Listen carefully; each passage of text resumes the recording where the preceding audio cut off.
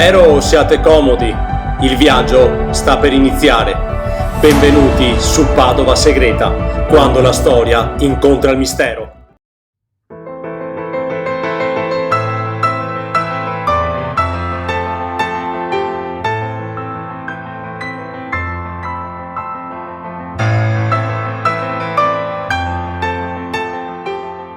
Ci troviamo tra le province di Padova e Verona, in un luogo ricco di storia, tradizioni e leggende. Nella pianura veronese spicca il castello di Bevilacqua e noi del Costanter Padova abbiamo la possibilità di svolgere un'indagine strumentale all'interno di questo antico maniero. Nel 1336 Guglielmo Bevilacqua avviò la costruzione del castello per difendersi dagli Estensi e dai Carraresi, ma ben presto cominciò a subire i primi attacchi. Il primo risale al XVI secolo, epoca in cui il maniero perse la sua funzione difensiva. Fu grazie all'architetto Michele Sammicheli quando nel 1532 il maniero divenne una dimora nobiliare. 3 secoli dopo, nel 1848, il castello subì un devastante attacco da parte degli austriaci che lo diedero alle fiamme e fu soltanto 10 anni dopo, nel 1858, che la contessa Felicita Bevilacqua avviò un'imponente opera di ristrutturazione, dotando il castello di un coronamento a merli, dandogli così un'immagine neogotica in assonanza con il gusto romantico del tempo. A seguito della morte della contessa, il castello fu ceduto all'associazione Bevilacqua La Masa, che lo trasformò in una struttura per anziani e indigenti. Poi, con lo scoppio della Seconda Guerra Mondiale, i tedeschi occuparono il castello trasformandolo in una stazione di comando. Una volta finito il conflitto e abbandonato il maniero, fu trasformato in un giardino di infanzia, in una scuola, in un asilo, dal collegio San Davide fino al 1966. E proprio anche in quell'anno lo scoppio di una caldaia diede nuovamente fuoco al castello. Nel 1990 il castello venne acquistato dalla famiglia Cerato, che intraprende una serie di lavori per ristrutturare questa roccaforte che racchiude quasi 700 anni di storia. Come tutti i manieri, anche il castello Bevilacqua ha le sue curiosità e leggende. La leggenda forse più conosciuta è quella della contessa Felicita Bevilacqua, l'ultima discendente dell'antica famiglia. Si narra che la contessa, prima di morire, abbia seppellito una carrozza piena d'oro e di gioielli sotto le mura dell'antico castello. Un mistero che, nonostante i numerosi restauri del trecentesco complesso, non è ancora stato svelato, se non per alcuni passaggi segreti che conducono al monastero di San Salvaro e al cimitero di Minerve. Anche il castello di Bevilacqua, al pari di altre fortezze, ha il suo fantasma, precisamente quello di Alessandro Bevilacqua. Siamo nella primavera del 1848 e gli austriaci entrano nel castello mettendolo a ferro e fuoco, ma non contenti di ciò entrano nell'oratorio, sfondano la porta, profanano la tomba di Alessandro Bevilacqua e ne cospargono le ceneri. Da qui nasce la leggenda del fantasma di Alessandro Bevilacqua, che sembra che vaghi ancora per le stanze del castello, ma non solo. Sembra che il suo spirito alleggi nel giardino pensile di questo meraviglioso castello, ma il suo non è uno spirito bellicoso, anzi è molto benevolo, però diventa bellicoso qualora qualcuno volesse entrare con fare minaccioso all'interno del castello. Ci sono anche testimonianze che raccontano fatti strani che hanno interessato maggiormente una delle sale, la Sala Felicita. C'è chi giura di aver avvertito rumori di passi, luci che si accendono senza alcun apparente motivo e porte che si chiudono. Altre testimonianze raccontano di correnti d'aria fredda, quelli dei telefoni interni delle stanze, con il conseguente silenzio dall'altra parte della cornetta e rubinetti d'acqua aperti. Nel 2005 nel Salone delle Feste sono state trovate senza alcun apparente motivo 7 sedie per terra. Inoltre pare che anche nella chiesetta del castello, a pochi metri dal maniero stesso, si avvertono passi provenienti dal soppalco in legno al primo piano che si collega con la stanza adiacente alla cappellina, che ospita quel che rimane delle ceneri di Alessandro Bevilacqua e le spoglie degli altri membri della famiglia.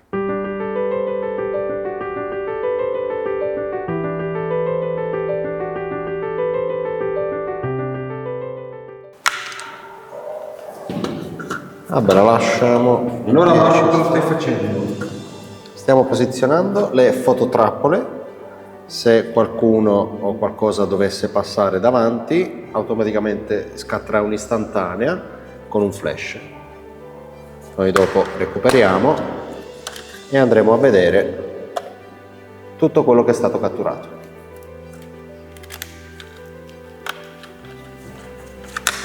Andiamo da Andrea. Andrea, tu invece cosa stai preparando? Sto preparando il geofono, che non è altro che un rilevatore di vibrazioni. Lo andiamo a posizionare al centro dell'oratorio, che qua sotto ci sono le ossa dei defunti Bevilacqua, di Alessandro e della moglie. E niente, se passa qualcosa o qualcuno, una vibrazione, il geofono rileva la vibrazione. Adesso cerchiamo di settarlo in modo da essere più sensibile possibile, in modo che, come vedete, i LED si illuminano. Poi qua abbiamo dei registratori, posizioneremo un registratore all'interno sempre dell'oratorio, magari sopra qua, e lo faremo partire che non c'è nessuno all'interno, come la telecamera dopo, in modo da poter monitorare l'audio in assenza di persone all'interno, insomma, che non ci sia nessuno, e avere l'audio più pulito possibile. Adesso lo accendiamo.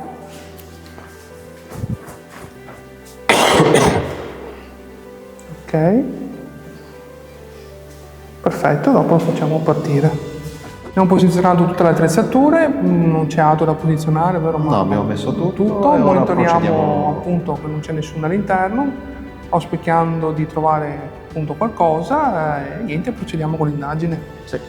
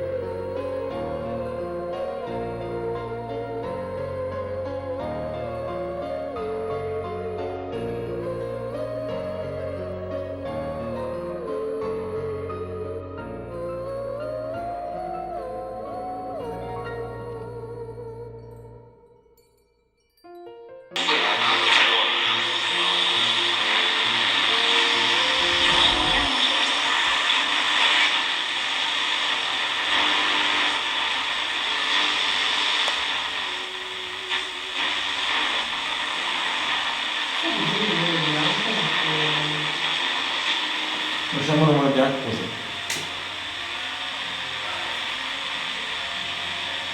Vabbè, cominciamo.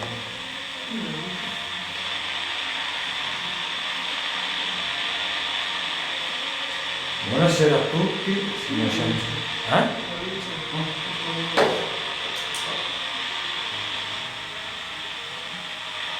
Buonasera a tutti, chiunque ci sia, a questa sessione di metafonia con la radio. Se c'è qualcuno, specialmente qualche membro della famiglia Bevilacqua, siamo qui per ascoltare le tue parole, poi dirci qualcosa.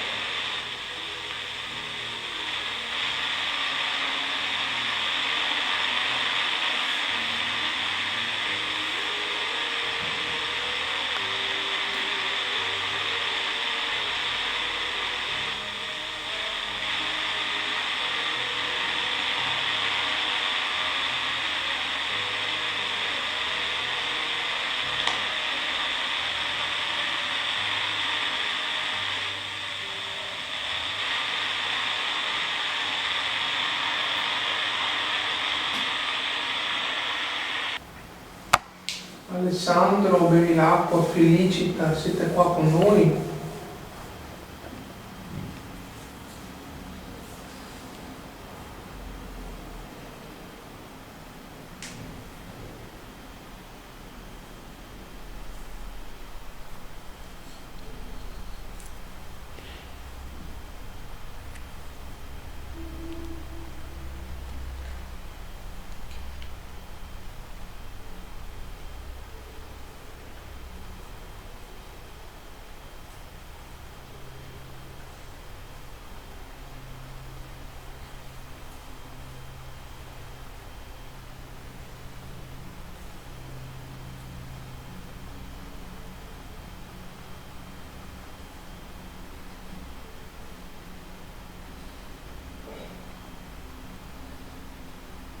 Cos'era qua?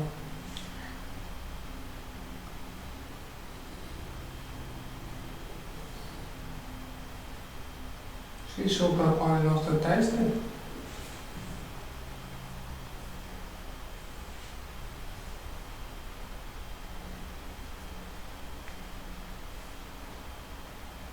Ma sei imprigionato dentro l'oratorio, non vai più per il castello, il tuo castello.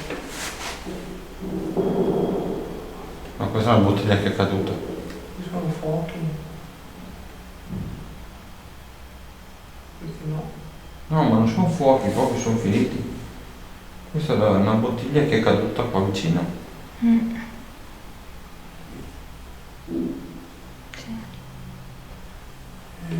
so se ci sono abitazioni qua. Perché i miresi cerato abitano di qua. Ma di qua è vuoto? A meno che qualcuno si sia trufolato illegalmente,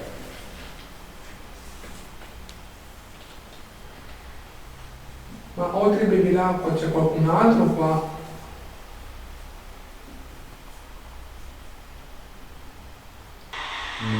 Sei un membro della famiglia Bevilacqua. Potresti cortesemente battere un colpo udibile